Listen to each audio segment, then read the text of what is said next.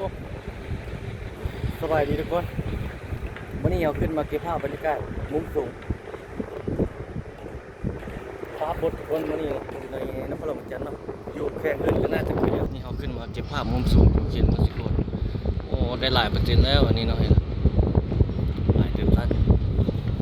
กำลังจะเกิดขึ้นอีกตึกหนึ่งทุกคนฟังสอเขียนว่าขึ้นเรื่อยๆ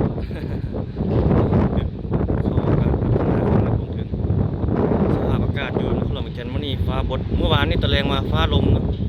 พุ่งมาก็เป็นแบบนี้เลยบดคึมบ่เห็นเสียงแดดแต่เช้าเลยอยู่ในนครหลวงจันทร์เนาะเราได้ขึ้นมาเก็บภาพในมื้อนี้ให้ทุกท่านได้เบิ่งเขตเมืองสิโคตรตะบนนครหลวงจันทร์มีตึกเกิดขึ้นอีกนี่เนาะกำลังต่อเสาเข็มอยู่นี่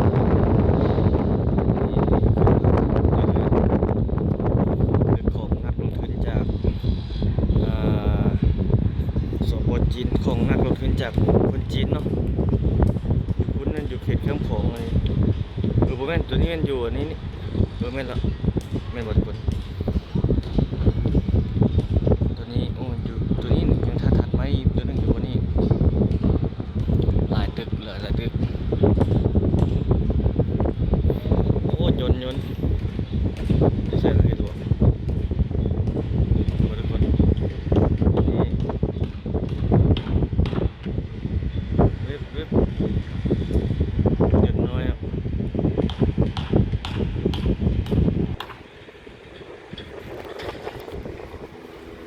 สภาพอากาศอยู่นครหลวงจันทร์เขาขึ้นมาเก็บภาพมื้อนี้ให้ทุกท่านได้เบิ่ง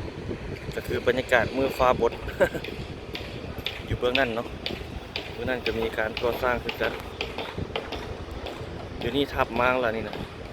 อยู่นี่ตึกนึงได้คนในแถมอยู่นี่ตึกนึงแต่มันบ่มีเขี้ยนตัวนี้น่าจะบ่ใหญ่หลายคนเลยแต่มีเขี้ยนจะเป็นตัวนี้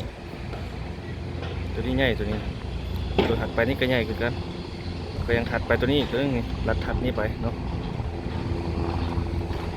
นี่แต่คนเขาขึ้นมาเก็บภาพบรรยากาศมานี่โอ้ยนไปใส่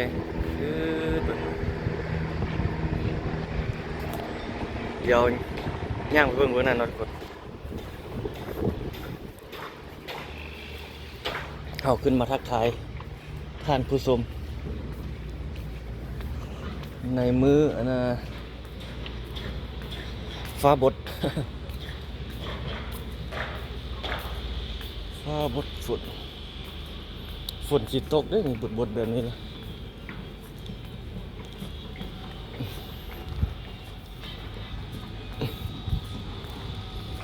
โอ้ยนขึ้นหลายเลยมันนี่ไปอีกครั้งนึง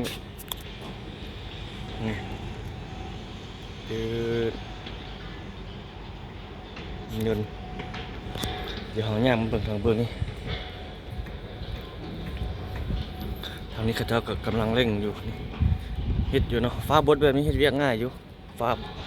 มันบ่ฮ้อนเนาะ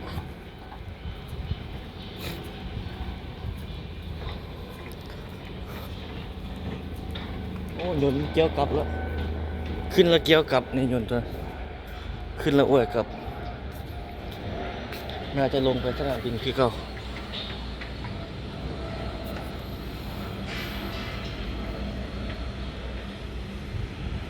เบอร์นั้นมีสนามบินสกลวัดไตอยู่ฮะ